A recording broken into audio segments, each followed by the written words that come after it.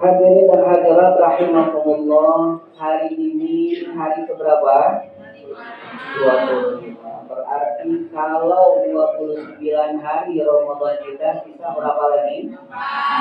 Kalau 30 hari sisa 5. Ini udah banyakkan yang kita lewati daripada yang akan kita hadapi.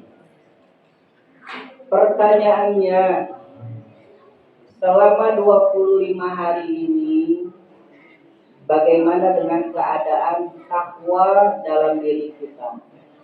Ada nggak peningkatan kira-kira?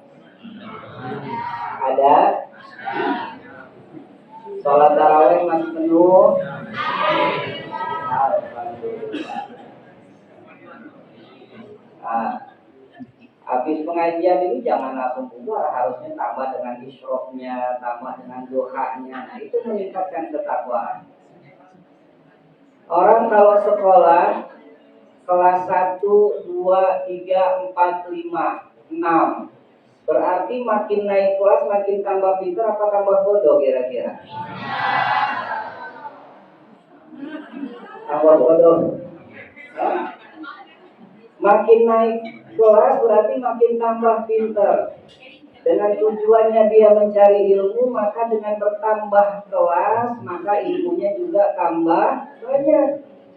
Begitu juga kita dengan Ramadan. Ramadan ini, ibadah saum kita ini punya tujuan adalah la'allakum tattaqun. Maka selama 25 hari ini dan sebentar lagi kita akan berpisah dengan Ramadan, jangan sampai 25 hari telah kita lewati tapi ternyata takwanya belum bertambah. Itu ibarat makan banyak tapi nggak kenyang, minum banyak tapi nggak kenyang-kenyang. Itu sama aja orang kerja tapi nggak digaji, mau? Maka dari itu, ayo kita renungkan dalam diri kita, Ramadan tahun ini apa nih kira-kira ketakwaan yang bertambah dalam diri kita. Ya, mudah-mudahan setelah Ramadan ini dari kalangan bapak-bapak bertambah ketakwaannya, malam Rabu pengajian Syafi'i makin banyak. Yang remajanya ada pengajian remajanya juga makin banyak. Ibu-ibunya pengajian hari Rebonya juga tambah banyak. Itu menunjukkan bahwa Ramadan ini berhasil mendidik kita, membina diri kita menjadi insan yang bertakwa. Hadirin dan hadirat rahimakumullah. Spesial dengan ibadah Ramadan ini, ibadah saum di bulan Ramadan, Allah tentukan targetan daripada ibadah saum la'allakum tattaqun.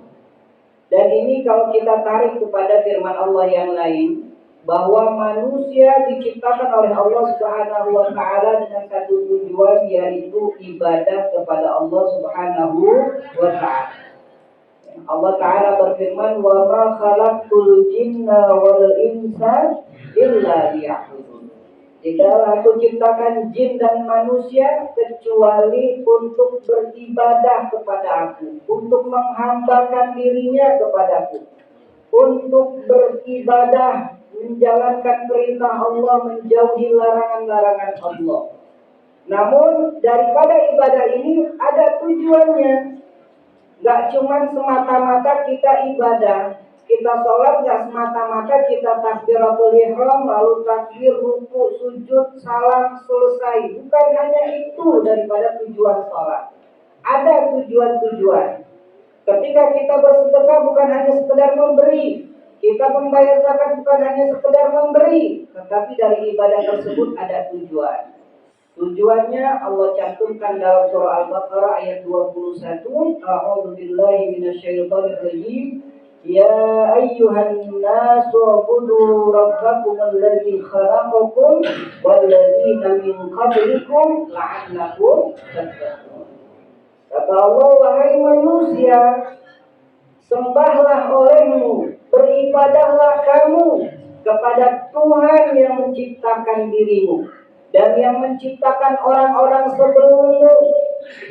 Ketika Allah kabarkan dan orang-orang sebelummu, ini adalah berita bahwa orang-orang sebelum kita dulu pernah hidup. Kalau kita datang ke pemakaman sana, belakang At-Tawazun, kita lihat mereka yang ada di bawah tanah, mereka juga dulu pernah hidup.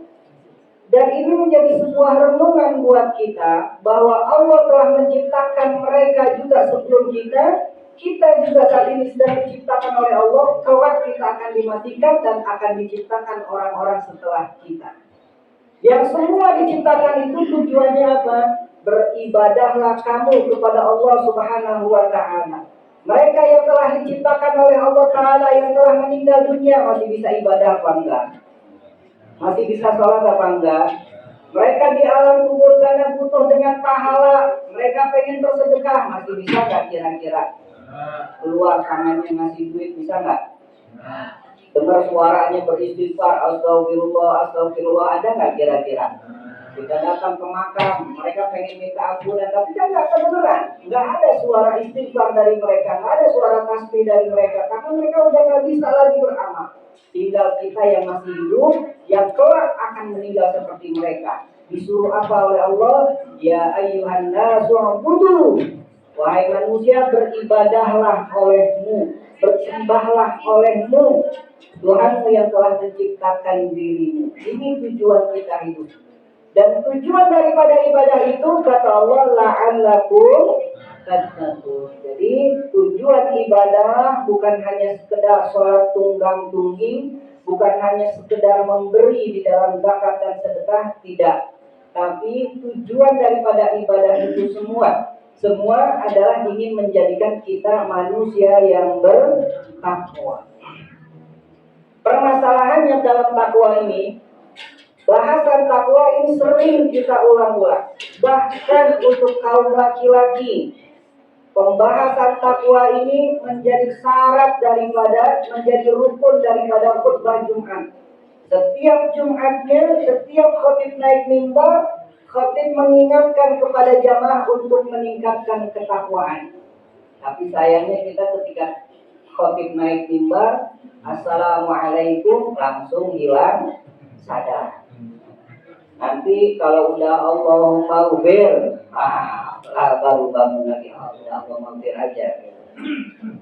Ini takwa diulang-ulang supaya manusia menyadari tujuan kita ibadah adalah untuk apa? Takwa. Ini karena orang banyak orang yang ibadah, ternyata ibadahnya bukan untuk ketakwaan mereka, bukan untuk takwa yang menjadi bekal akhirat. Tapi banyak orang-orang yang ibadah, ternyata dari ibadah itu tujuannya adalah dunia. Ada majelis zikir ini jamaahnya orang-orang pasar, jamaahnya pembisnis. Makanya orang-orang yang bisnis itu, orang-orang yang pedagang itu, kalau ada majelis zikir, rajinnya luar biasa. Kenapa? Kata dia, dengan hadir di majelis zikir ini, hadir di manaqibat ini, rizkinya makin luas, rizkinya dimudahkan oleh Allah. Apalagi ustadznya di depan mendoakan, mudah-mudahan di sini para pedagang rizkinya makin luas, tambah semangat. Mereka beribadah, mereka berzikir kepada Allah, tujuannya ternyata bukan buat akhirat. Mereka ibadah, ternyata tujuannya hanya untuk dunia. Banyak nggak yang kayak gitu kira-kira? Banyak nggak? Walaupun itu masih mending ya, masih mending daripada jualan datang dukun. Ada orang yang dagang supaya dagangnya laris, datangnya ke dukun buat penglaris. Akhirnya sekarang agak modern dikit, agak insaf dikit, sadar dikit, taubat dikit, datang ke kiai. Tapi tetap aja minta bacaan, minta doa buat penglaris juga. Cuman bedanya yang satu dukun, yang satu punya label kiai, padahal sama-sama dukun. Ya karena apa? Niat orang datangnya tersebut bukan untuk Allah Subhanahu wa Ta'ala. Ibadah-ibadah yang kita kerjakan ini akan mengantarkan kepada ketakwaan kita kepada Allah Subhanahu wa Ta'ala apabila ibadah tersebut dilakukan dengan benar. Kalau kita melakukan ibadah-ibadah tersebut dengan benar, dengan sesuai dengan rukun agama yang 3, atas dasar iman, atas dasar Islam, atas dasar ihsan, maka amal-amal ibadah itu akan mengantarkan kita kepada Allah Subhanahu wa taala, mengantarkan kita kepada keridhaan Allah taala, mengantarkan kita menjadi insan yang bertakwa. Tapi sulit bagi kita untuk mendapatkan ketakwaan itu. Maka saking inginnya Allah memiliki hamba yang bertakwa, Allah khususkan ibadah saum ini menjadi uswatun hasanah, menjadi contoh yang terbaik, menjadi suri tauladan yang baik untuk apa? Untuk sairul a'mal, untuk seluruh amal-amal perbuatan. Kalau dalam sosok manusia, Allah jadikan Nabi Muhammad Sallallahu Alaihi Wasallam sebagai uswatun hasanah, menjadi contoh yang baik. Orang ingin baik, maka lihatlah orang baik tersebut siapa? Baginda Nabi Muhammad Sallallahu Alaihi Wasallam. Seorang pejabat ingin menjadi pejabat yang baik, ikuti Nabi Muhammad Sallallahu Alaihi Wasallam. Seorang kepala keluarga ingin menjadi kepala keluarga yang terbaik, ikuti Nabi Muhammad Sallallahu Alaihi Wasallam. Seorang pedagang ingin menjadi pedagang yang baik, ikuti tata cara dagangnya Rasulullah Sallallahu Alaihi Wasallam. Untuk tingkatan manusia, tingkatan makhluk, Allah menciptakan Nabi Muhammad sebagai suri tauladan. Untuk amal perbuatan, untuk ibadah, ada satu ibadah yang Allah menjadikan ibadah tersebut contoh untuk ibadah-ibadah lain yang bisa mengantarkan kepada takwa kepada Allah Subhanahu wa taala. Apa? Ibadah saum kita. Saum ini termasuk ibadah. Tadi di dalam surah Al-Baqarah ayat 21, wahai manusia, beribadahlah kalian kepada Allah. Puasa, saum termasuk ibadah apa enggak? Termasuk. Tapi Allah khususkan lagi. Di dalam surah Al-Baqarah ayat 183, Allah khususkan, ya ayyuhalladzina amanu kutiba alaikumus syiyam kama kutiba alal ladzina min qablikum la'allakum tattaqun. Padahal saum itu termasuk ibadah, tapi Allah khususkan lagi di dalam surah Al-Baqarah ayat 183, kata Allah, ya ayyuhan nas wa ya ayyuhalladzina amanu, wahai orang-orang yang beriman, diwajibkan atas kalian berpuasa, dan orang-orang sebelum kalian juga. Tujuannya la'allakum tattaqun, agar kalian bertakwa kepada Allah Subhanahu wa taala. Maksud dari ayat ini apa? Penekanan. Dari ayat yang sebelumnya Al-Baqarah ayat 21, Allah jadikan ibadah saum ini sebagai contoh. Kalau kita ingin menjadi orang yang bertakwa, kita ingin amal-amal ibadah kita dicatat sebagai amal takwa, dan nanti di akhirat kita temui sebagai bekal kehidupan kita nanti di akhirat, maka lakukan ibadah tersebut seperti saum kita, seperti ibadah saum yang Allah wajibkan kepada kita. Bagaimana sifat ibadah tersebut? Yang pertama kata Allah apa? Ya ayyuhalladzina amanu, wahai orang-orang yang beriman. Yang dipanggil untuk ibadah, yang menjadi syarat ibadah itu diterima oleh Allah Subhanahu wa taala adalah tentang iman. Maka kalau masih ada orang-orang yang nggak berpuasa di sekitar kita, dia nggak berpuasa, na'udzubillah min dzalik, mudah-mudahan keluarga kita Allah jaga dari itu semua. Ya, keluarga kita, orang tua kita, anak-anak kita, adik kakak kita, saudara kita, mamang, bibi, semua yang ada di lingkungan kita, mudah-mudahan mereka menjadi ahli ibadah. Yang Allah panggil adalah iman. Maka kalau ada orang yang nggak berpuasa, dipastikan orang itu tentunya tidak punya iman. Ada orang namanya Taufik, dipanggil Umar, kira-kira nengok gak? Hei Umar, hei Umar. Walaupun kita teriak di telinganya karena namanya Taufik, dia gak bakalan apa.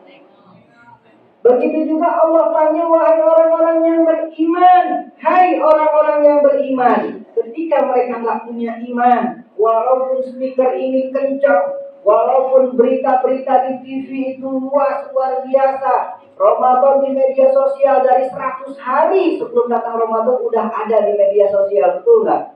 Ya. Ada yang bikin status di WhatsApp-nya 100 hari lagi Ramadan, 70 hari lagi Ramadan, betul nggak? Udah digembor-gemborkan dari 3 bulan sebelumnya. Udah dipanggil orang-orang mempersiapkan Ramadan. Datang bulan Rajab kita baca doa, Allahumma barik lana fi Rajab wa Sya'bana wa balighna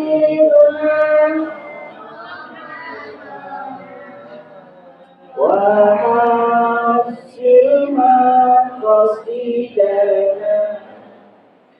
Ini udah kita baca 2 bulan sebelum datang bulan Ramadan. Udah dibumingkan, diviralkan Ramadan itu. Tapi ternyata datangnya Ramadan, dia tetap tidak berkuat. Kenapa? Karena tidak punya iman. Yang kedua, orang untuk syarat ibadah itu diterima oleh Allah Subhanahu wa taala, kata Allah, kutiba alaikumusiyam, diwajibkan olehmu untuk berpuasa. Puasa itu adalah bagian daripada rukun Islam. Baginda Nabi ditanya oleh malaikat Jibril, apa itu Islam? Kata Nabi diantaranya, antasuma Ramadan. Islam itu adalah kalian berpuasa di bulan suci Ramadan. Maka orang-orang yang melaksanakan ibadah shaum di dalam bulan suci Ramadan ini, mereka dipastikan adalah orang Islam. Ada orang Kristen puasa nih, ada orang non-Muslim yang puasa, ada. Banyak mereka yang ikut-ikutan amalan kita. Tapi apakah itu dibilang puasa? Dibilang shaum? Enggak. Dia dibilang apa? Cuma nggak makan aja. Bisa jadi diet, ya. Bisa jadi bukan puasa, tapi karena dia ingin diet, karena dia tahu manfaatnya dari puasa itu sumu tasihhu. Puasalah kalian maka kalian akan sehat. Mereka ikut-ikutan nggak makan, mereka ikut-ikutan nggak minum. Banyak yang seperti itu, tapi nggak dikatakan itu sebagai orang Islam. Gara-gara nggak makan nggak minum di siang hari jadi orang Islam, nggak bisa. Harus mengucapkan 2 kalimat. Jadi pertama, dasar kita melakukan ibadah shaum tadi, yang pertama adalah beriman. Yang kedua adalah Islam. Yang ketiga adalah ihsan. Apa ihsan? An ta'budallaha ka'annaka tarahu fa illam takun tarahu fa innahu yarak. Ihsan itu beribadah seakan-akan kau melihat Allah. Kalaupun tidak, paling tidak Allah yang melihat kita. Kita ibadah, melakukan ibadah, shaum kita, sholat kita, sedekah kita. Ketika kita melakukan ibadah, Allah ada di hadapan kita. Kita sedang menghadap Allah Subhanahu wa ta'ala. Kalaupun tidak bisa tingkatan itu, kita rasakan. Paling tidak dengan ibadah kita, Allah selalu mengawasi diri kita. Itu namanya ihsan. Dan ihsan ini Allah contohkan di dalam ibadah shaum kita. Ibadah shaum kita lakukan semata-mata karena Allah Subhanahu wa ta'ala. Kita nggak peduli di dalam keramaian ataupun dalam kesendirian. Tapi mau tanya, ketika kita shaum, ketika kita berpuasa di siang hari, lagi main sama teman-temannya, lagi kumpul sama keluarganya, berani nggak makan dan minum?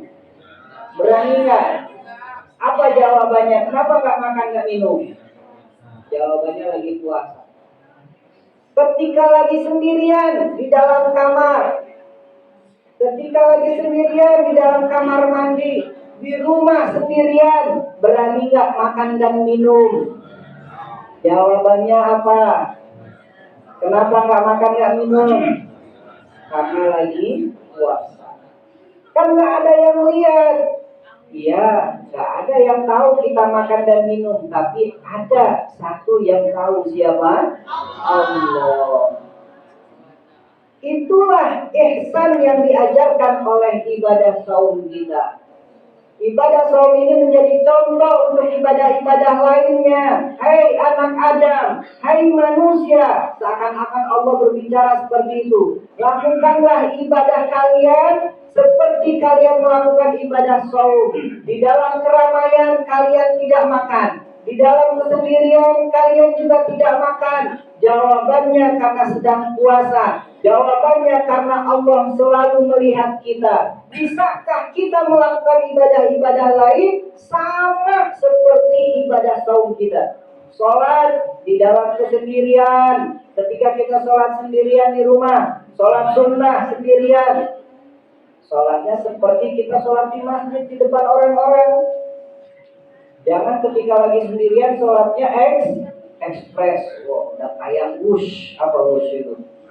Kereta cepat. Jakarta, Bandung cuma 45 menit. Ini sholat zuhur cuma 1 menit. Masya Allah. Tapi giliran ada orang-orang yang melihat, oh sholatnya udah kayak paling khusyuk. Maka ada pepatah juga yang mengatakan, ada seorang ulama yang berbicara bahwa mudah bagi kita untuk menjadi wali di tempat keramaian.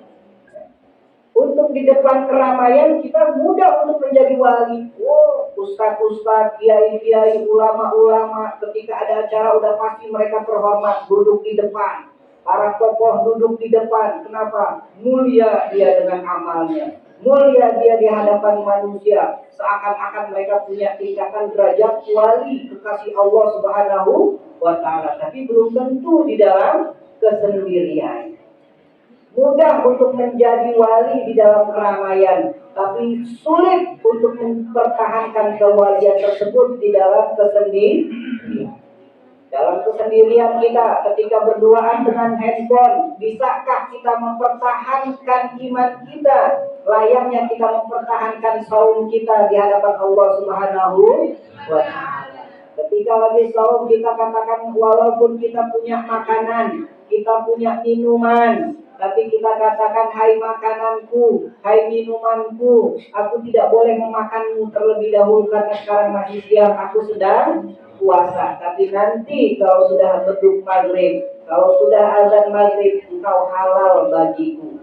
Bisa nggak kita katakan itu kepada ibadah-ibadah yang lain? Kepada larangan-larangan, kepada maksiat-maksiat. Di dalam kesendirian kita katakan hai maksiat, hai handphone. Ketika muncul gambar-gambar yang negatif, ketika muncul aplikasi-aplikasi yang negatif, bisa nggak kita katakan hai handphone, aku dilarang untuk membuka aplikasi ini. Ini dilarang oleh Allah Ta'ala. Allah tahu apa yang aku kerjakan. Sekarang engkau haram bagiku. Tapi nanti kalau sudah azan maghrib, tapi nanti kalau sudah meninggal dunia, engkau halal bagiku. Laki-laki yang terkenal dengan mata keranjangnya, ya, ketika melihat perempuan katakan kau saat ini masih banyak haram, tapi nanti kalau udah di surga, Allah akan berikan bidadari yang begitu banyak. Sama seperti itu ibadah kita, seperti puasa kita katakan tahan hawa nafsu. Dan ini yang menjadi patokan kita untuk menjadi hamba Allah yang bertakwa. Iman, Islam, ihsan harus ada.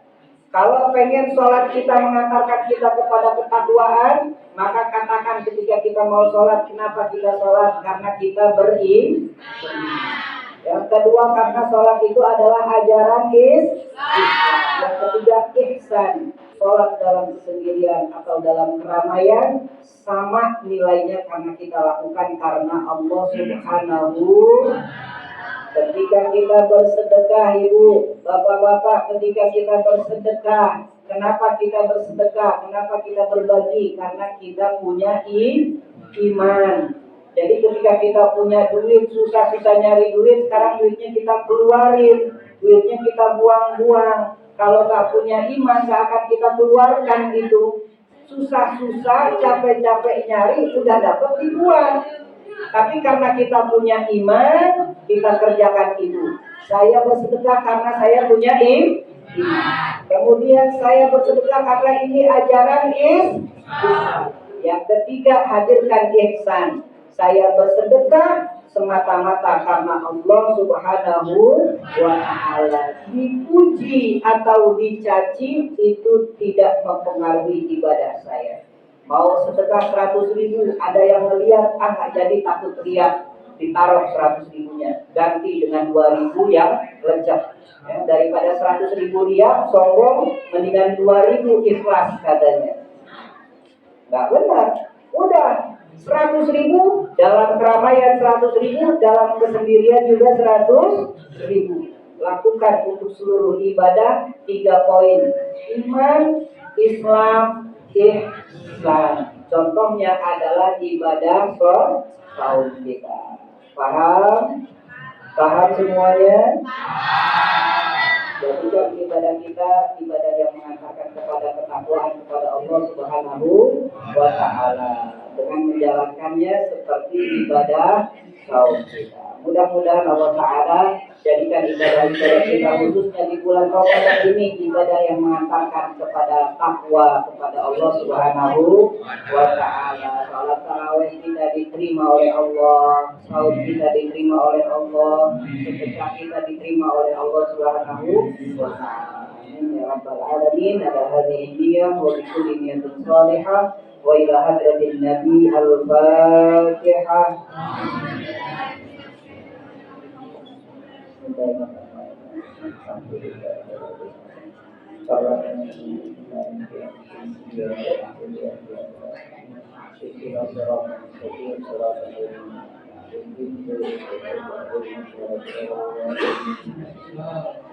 Kurang lebihnya mohon maaf, mudah-mudahan bermanfaat. Wallahul muwaffiq ila aqwamit thoriq. Assalamualaikum warahmatullahi wabarakatuh.